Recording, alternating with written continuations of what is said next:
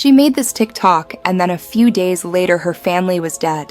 For weeks, Emily Long's followers had watched her spiral. Messy hair, baggy clothes, crying confessions about feeling stuck. But this time was different. She said that she was making a change and promised her family and her viewers that she was finally getting out of this rut. To anyone scrolling, it felt like a breakthrough. The mom of 3 was about to turn her life around.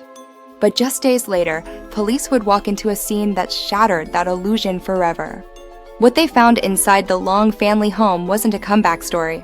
It was a nightmare no one could have imagined. And the mom from TikTok wasn't just posting for sympathy. She was hiding something much darker. This is the devastating case of the TikTok mom who turned her husband's cancer into murder-suicide. From the outside, the Longs looked like the perfect little New England family. Ryan, the dad, was a well-loved school psychologist at Oyster River Middle School. Emily, the mom, worked as the director of operations at a local restaurant chain called Wingett's. They had 3 kids. Parker, their oldest at 8, their bubbly 6-year-old daughter, also named Ryan, and a 3-year-old son, whose name hasn't been revealed for privacy. Their family photos, pure picture book material, pumpkin patches, cozy sweaters, big smiles. They were the definition of a tight-knit, happy family. But in April 2025, everything shifted. Ryan, just 48 years old, got news no family ever wants to hear: glioblasto. It's one of the most aggressive brain cancers out there, and the average survival rate just 12 to 15 months. It was devastating, and for Emily, only 34 at the time, it completely flipped her world upside down. So she turned to TikTok, her biorad brain cancer wife. She called it her personal diary, even admitting it was cheaper than therapy.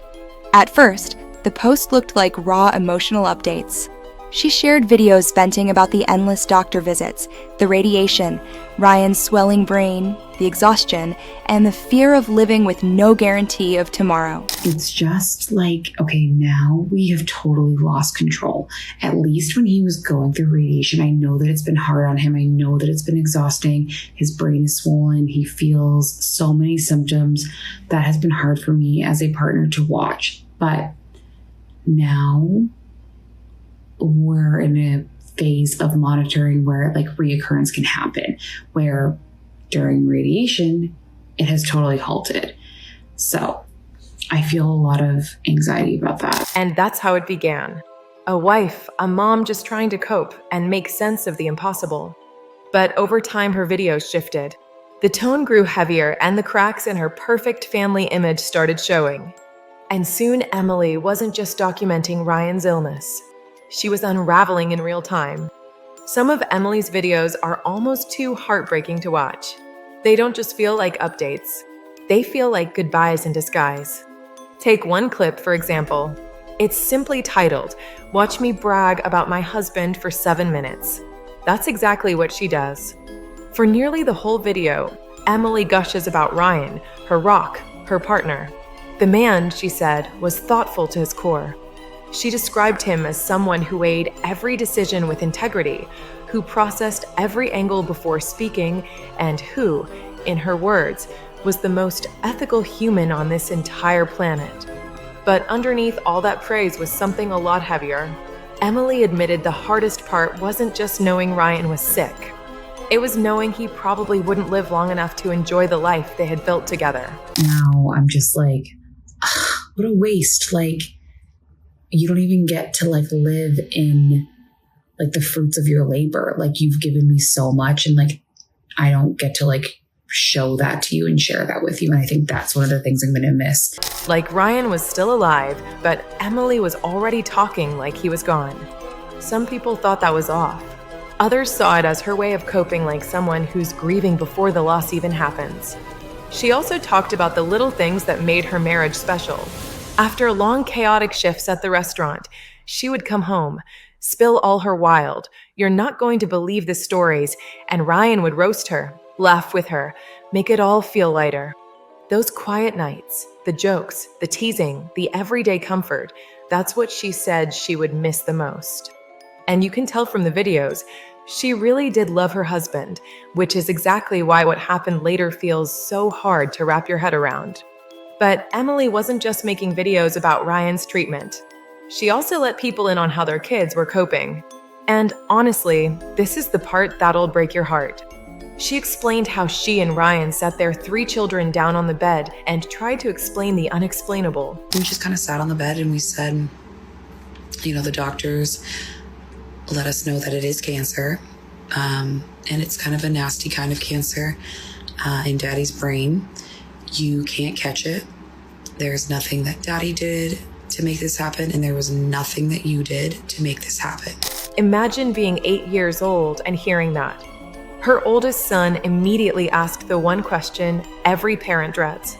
Is he going to die? Emily said they tried to be honest, but also careful. They told him yes, one day the cancer would take his dad's life, but not today, not tomorrow. That right now their dad was safe.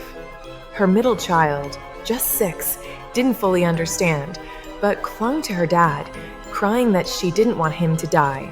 And the youngest, he was far too little to even process it. Emily admitted it was one of the hardest conversations she's ever had. And the way she described it online, you could feel the devastation through the screen.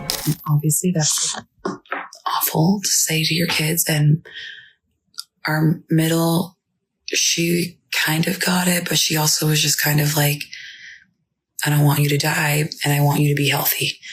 Our 8-year-old kind of knew already, but he handled it well. But here's what makes this all the more chilling. While Emily was publicly documenting this grief, venting her fears, and showing the world her pain, her story was about to take a sharp, dark turn. One nobody saw coming. By May 11th, Emily's post had taken a darker turn. The love story was still there, but you couldn't miss the sadness running underneath it all. That day, she uploaded a video with a gut punch caption. Want to watch someone actually fall apart before your very eyes? I swear this cancer will be the thing that breaks me. In this video, she admitted she felt like she was living a nightmare. I hope this is a nightmare and then I wake up one day and they say, JK, just kidding. This is psych. You're not married to anyone. You can start your life over. Or your husband doesn't have brain cancer anymore. This is it. But of course, this wasn't a nightmare. It was her reality.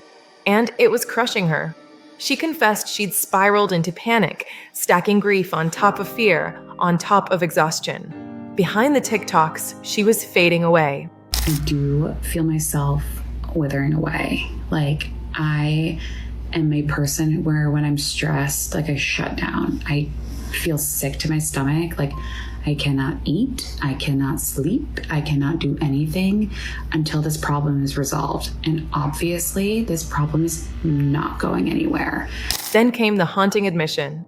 She said she'd hoped she'd get help before it was too late. I'm not in therapy yet. I am just not there yet. I have thought about it. My girlfriend, who is a therapist, is all over it. She's ready for when the time comes. But that time never came because not long after Emily uploaded what would be her very last TikTok. In it, she admitted it was the first time in months she had put on makeup and real clothes. She promised she was determined to push through her depression, not for herself, but for her kids. Today, I am adjusting my perspective and I'm making a point to get out of my depression and do this for my family. That was Emily Long's final promise. But days later, the police would walk into a nightmare that would leave the community reeling. On August 18th, just after 8:20 p.m., police in Madbury, New Hampshire, got a chilling 911 call. Multiple fatalities inside a family home. When detectives rushed to the scene, what they found was like something out of a nightmare. For family members dead from gun wounds. It didn't take long for investigators to piece it together. This wasn't a break-in or a random. They ruled it a murder-suicide. Emily, just 34 years old, had turned on her husband Ryan, 48. Then on their 2 children, Parker, only 8 years old, and little Ryan, just 6. And finally, she turned the gun on herself. That's based upon the physical evidence. That's also based upon some other evidence that we've learned with regards to just information that you get from doing a neighborhood canvas, trying to do some background of individuals and find out what was going on inside the home. And here is the most haunting. The only spared was their 3-year-old son. He was found alive inside the house, but investigators believe he may have been trapped there with his family's bodies for as long as 12 hours. Can you even imagine the trauma? We don't know if he witnessed the violence or if he was shut away in another room. But even at 3 years old, children feel it. The absence, the fear, the suffocating silence. The autopsy painted a devastating picture. Ryan had been multiple times. Each child, Parker and little Ryan, had a single gun wound to the head. Cold, calculated, cruel. Detectives later admitted there were issues inside that home before the tragedy, but they refused to say what, which almost makes it worse, right? Because it leaves you asking what exactly was happening behind those walls that nobody else saw. And then came the part that stunned people. Instead of giving answers, investigators told the public not to jump to conclusions. But while the police were urging patience, the community was unraveling. No one ever imagined something this awful could happen to a family they had known for years. Ryan was the friendly face everyone recognized. Emily was always out with the kids. And Parker and little Ryan. They were the neighborhood regulars, riding bikes, playing outside, even running a lemonade stand just weeks earlier. And then the shock waves hit. Neighbors on Behariment Drive went to bed in shock and woke up with questions as crime scene tape wrapped around a nearby home and detectives walked out with evidence boxes, a place where just last week, kids ran a lemonade stand. It's just that kind of, I don't know, idyllic summer day, and then this, right? How does it go from that to this? One neighbor who remembered her daughter sharing dolls with the Long's little girl broke down. My daughter basically gave her dolls, and those were precious times in our life when my daughter enjoyed her American Girl dolls, and so sad to think that that little girl's gone. The whole neighborhood rallied, piling flowers in the driveway. Even the family's dogs were taken in by a local dog walker. I just told a friend of mine it's the worst thing that I've ever dealt with in my life. And while the town mourned, the internet lit up. TikTok comments, Reddit threads, Facebook groups, everyone wanted to know what drove Emily to do this. Friends jumped to her defense, insisting she wasn't a monster, just a woman crushed under unbearable pressure. They pointed to her history of standing up for kids, even reporting a daycare in 2021 for abusive practices. But others could not reconcile it.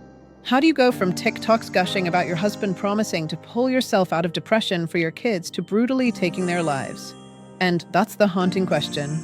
Was this a sudden collapse? Or were there warning signs nobody wanted to see? Because just when you think this story couldn't possibly get darker, it does. It turns out Emily Long wasn't just a grieving wife trying to keep her family together.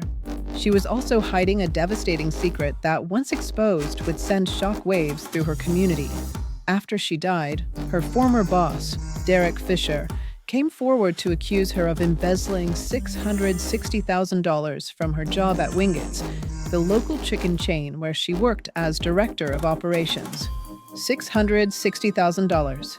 But it gets worse.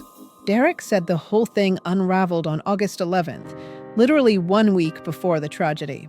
He and his accountant started noticing cash deposits that never made it to the bank. Plus, a suspicious paper trail of handwritten checks funneled right into Emily's personal account.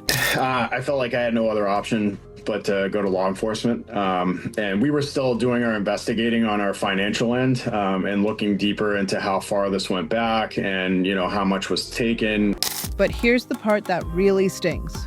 Derek admitted he actually reached out to Emily first, trying to be patient because of everything else she was going through at home, and then days later the murders. Could that exposure have been the breaking point? The thing that tipped her over the edge? I'm still kind of in shock. I don't really believe that, this sort of thing could have, or she was capable of doing something like that. Because here's the truth. Emily's world was already collapsing. Friends revealed the family was on the brink of losing their home. Ryan was bedridden, weak from chemo. Emily had quit her job. hated where her life was headed, and was drowning in debt. She was brutally honest online about her depression, even admitting she didn't know how to tell her kids their dad was dying. So now the why feels even heavier.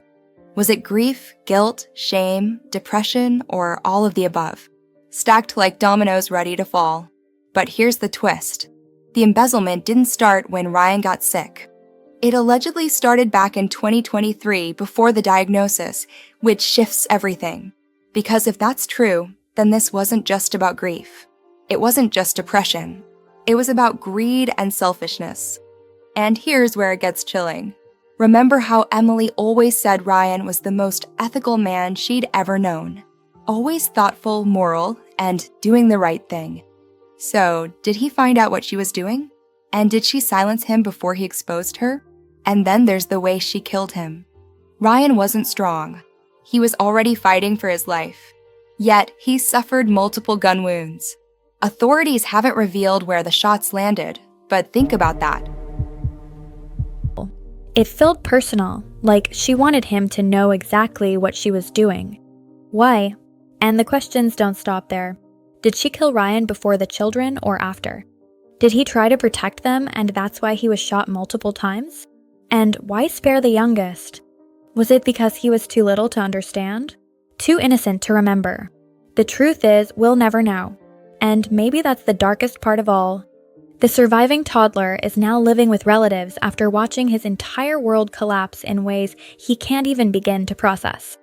Experts warn that while he may not truly understand what death means, he'll carry scars that words may never explain. The clinginess, the nightmares, the regression, those aren't just phases. There are echoes of trauma that could follow him for the rest of his life. And here's the part that absolutely breaks me. The one person who was supposed to protect him was the one who hurt him the most. Which makes the questions even heavier. Because beyond the shock and the horror, this case forces us to confront something terrifying. How much do we really know about those so-called perfect families we scroll past every day? The cozy TikToks, the lemonade stands, the smiling fall photos. They painted a picture of stability, but behind the filters, pressure, secrets, and unraveling that no one wanted to see. So, here's the real question. How many cries for help are we scrolling past every single day? And how many more tragedies are hiding in plain sight, just waiting to explode?